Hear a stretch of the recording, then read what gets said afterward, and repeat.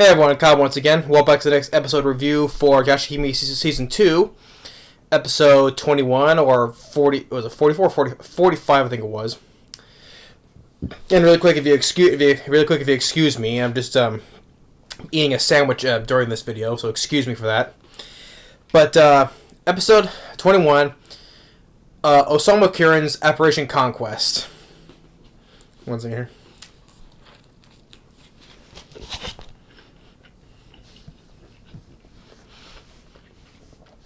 But couple of nitpicks I had with the episode, but regardless, it was still a good one.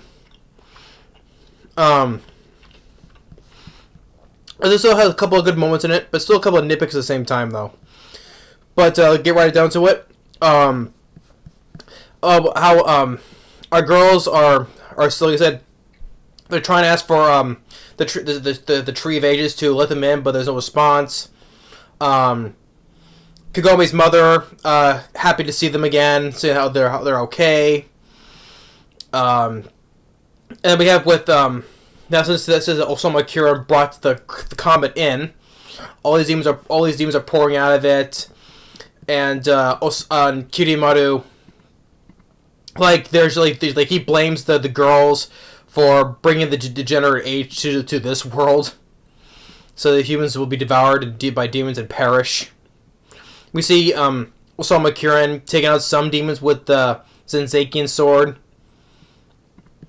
And he's just giving the energy to the Grim Comet, and which feeds it to that cocoon that's inside the comet.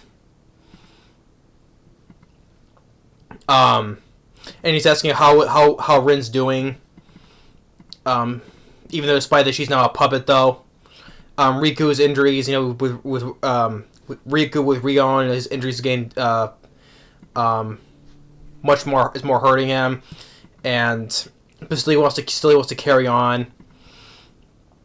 And the girls are back at the Igarashi the Higurashi house with Sota, Moi, and Mei, talk about the comet and how Morhoff tells him she finally met her mom and dad, and you get the moment where Sota is saying how she mentioned before that her sister for 3 years she wasn't unable to go back there before, hence the ending of the final act. Remember after Naraku was defeated, the Shikon Jewel was destroyed. She came back into the monitor and she wasn't able to go there for 3 years because the Bone Eater's well wouldn't work until finally she wanted to see Inuyasha again that time, and that's when it happened. So as I say, he mentions how it was like the ending of that episode, the ending of the final act. So we got to mention of that. Nice. But they said they can't. They won't be able to wait 3 years. So, and Toa, mentions that how she wants to go back because she made a promise to her mom that her and her dad Sashomaru to go back there, be together as one family, though. And Sota, kind of knows that, though. So they should be able to sleep in for tonight and then try ask for the tree again. So.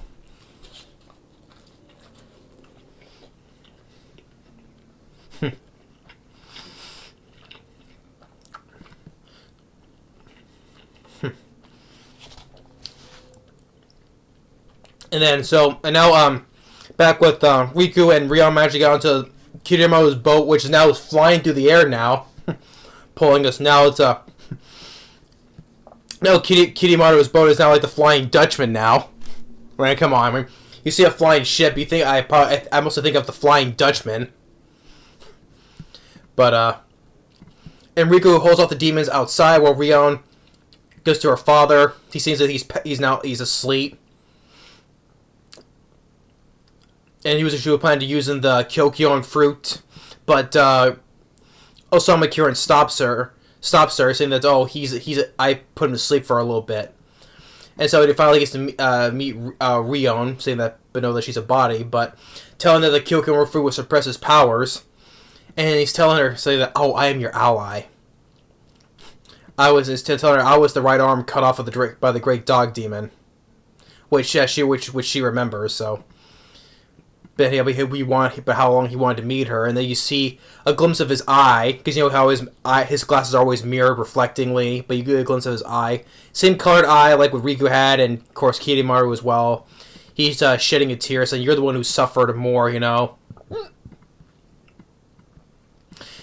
And so he wants to help Rion bring out the world that she wanted, you know, seeing all the trees, wildlife, you know, being peaceful and all that stuff. So I'll help you create a world where you won't have to suffer ever again, and apologize for all the pain you have to go through. So she wants to make her happy. He wants to make her happy.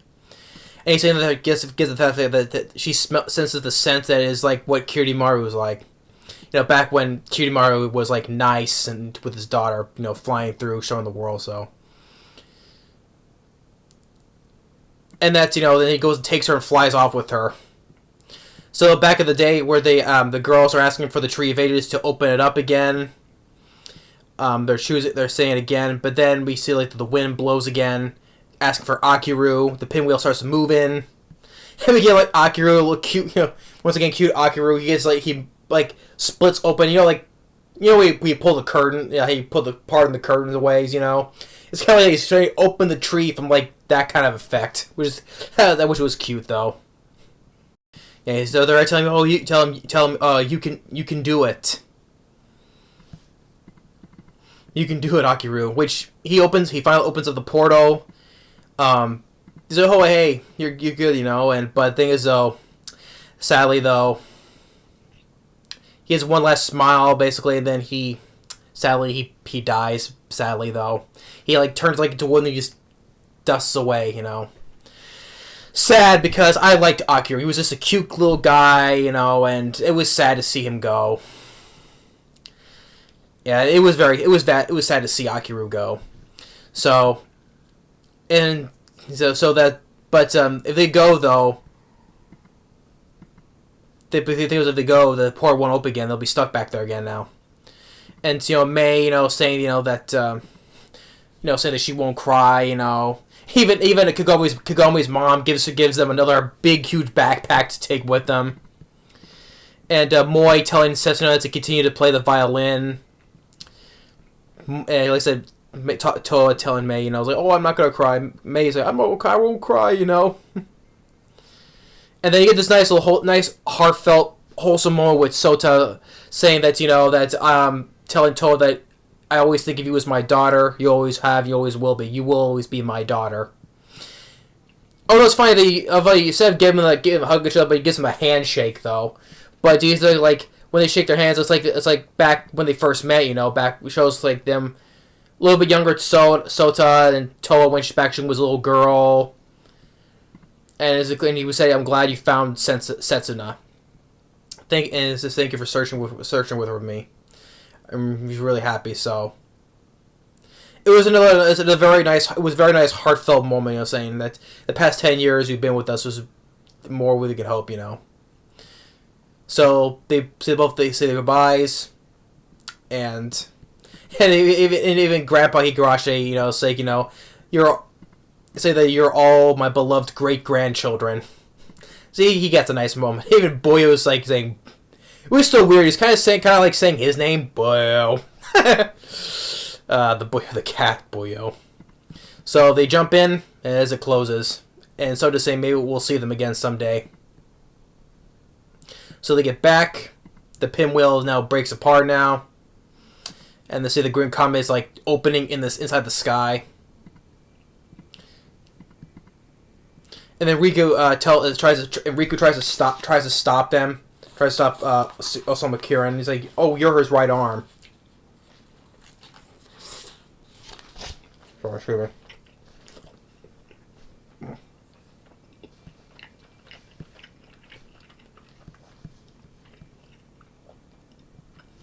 Yeah, so you're his right arm, and it's like, it was Riku. It's been a while.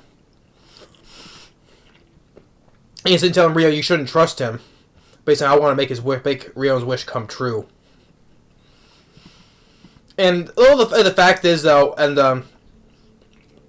Riku was going to tell Rion, but then she gets interrupted, and Rion says, "I don't need you anymore." This is the nitpick I have with it, with how easily manipulated Rion is. I mean, yeah, she likes this world full of like being peaceful and all the other stuff, of the flowers and stuff like that, right? But it's like, oh, basically someone that she just barely just met, but all of a sudden, oh, okay, I'll help you.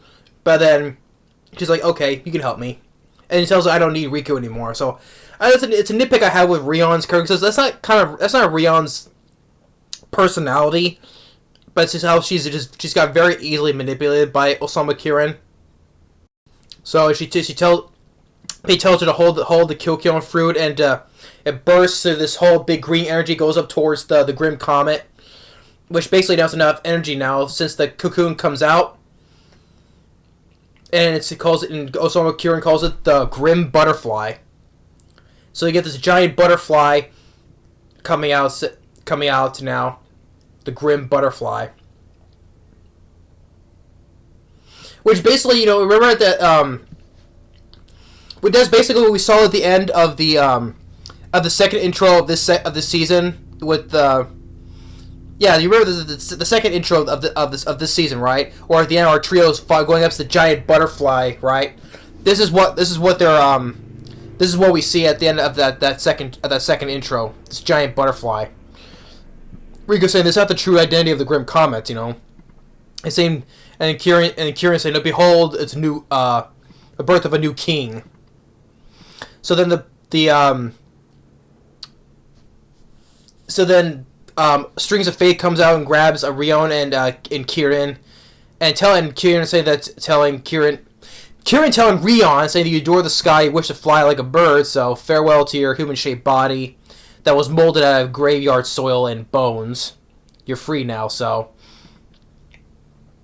And then Kirin saying, that linking to him being linked to the Green Butterfly, he will no longer die, even if Kirimaru will perish. So it's kind of it's like with Riku, right? He is connected to Riku. So if Kirimaru would die, him and Riku would have died, right? But he's saying that since now connected to the Grim Butterfly, he can't die even if Kirimaru does.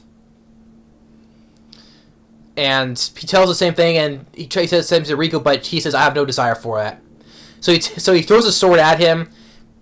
Osamu Kirin catches it, and then he throws it right back and destroys a whole part of that cliffside, but Riku uses his earring to get himself out of there. So they both go into the Grim Butterfly, and Kirimaru wakes up. He says, "What is that?" So he doesn't know what that is.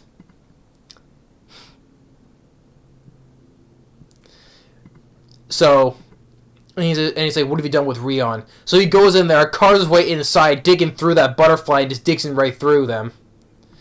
And the girl looks up, oh, that's like the dream butterfly. Then Inuyasha, Kagome, and Shippo get there, and they don't know what's going on, and they see the Grim Butterfly is absorbing all these demons now, and Toa's remembering that Kirin wants to destroy all demons. And then Riku just lands right on top of Toa. That was kind of funny. He goes and lands right on top of her. So, and he notices his wound, but it's okay. He has to say they have to help Rion out. The butterfly is absorbing all the demons, and we see the inside of the butterfly. It's funny that the inside of the butterfly is now this inside, this palace sort of like inside the butterfly. You can see a walkway and all these shells with eggs on it. So inside the butterfly is another a castle inside a butterfly. And then now Rion's in this cocoon with glowing red eyes because she's paralyzed. I guess she's now hypnotized by this thing now. And said that Kirin's saying, Rion, absorb all the unnecessary weak demons. And then Kirimaru comes in saying, what are you doing? And I like how the fact that now that, okay, this is what I like right now. Okay, Osamu Kirin, he's now the real villain of this show now, right? He just makes up the real villain. He's now the part of it, and he's now acting like Naraku now. You know how like Naraku, right? He's now barking, telling Kirimaro what to do. It's like kneel before kneel before and lower your head, and then I just Kirimaro, like, he draws his sword, and then Osamu Kirin gets the Zenzei. They're both clashing swords, and Kirimaro is like a little bit struggling, and while Kirimaro is perfectly fine because he's like, I'm your real right arm. I will not lose to your shoddy replacement. And then he gives him a good kick. Osamu Kirin does. He gives him a good kick. And it's like I'm only helping to construct the world that Rion wishes for. And I like the fact, and I also like the fact that Osamu Kirin, he goes and lays right into basically turn the tables on Kirimaro, which I thought it was kind of cool though, right? He goes and lays right into it. It's like, if you listen to the Great Dog Demon, Rion wouldn't have died. The pain, it was painful for Rion that you'd be dragged into battle. It's like, what did you say? And he's only thought of your own desires. He never thought of what Rion wanted. He's just laying right into Kirimaro. It's like, you're the worst sort of father. And he's like, is that true? And so the Dog Demon clan will come to destroy Rion's dream. So you tell him to stop them. If you're aiming to be the most powerful demon, right? Just defeat Lord Sesshomaru. That's Rion's desire, as well as yours. So now, like I said, now Osamu Kirin, he's now acting like Naraku. You know, he's being very manipulative, telling people what to do. Right? I thought it was kind of neat, though.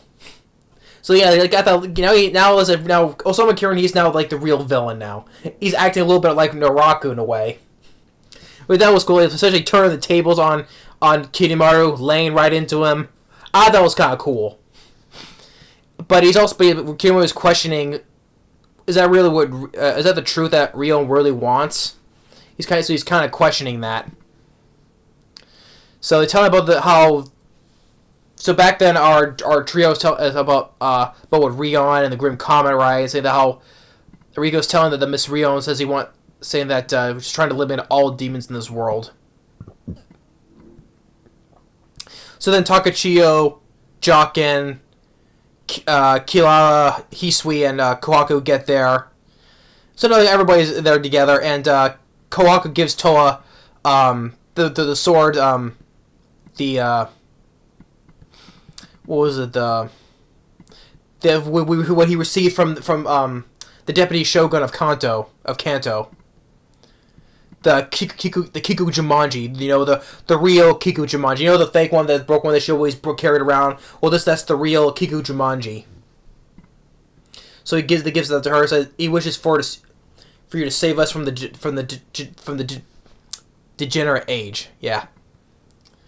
And I like the Kohaku tells Toa that how back in the first season, how it says that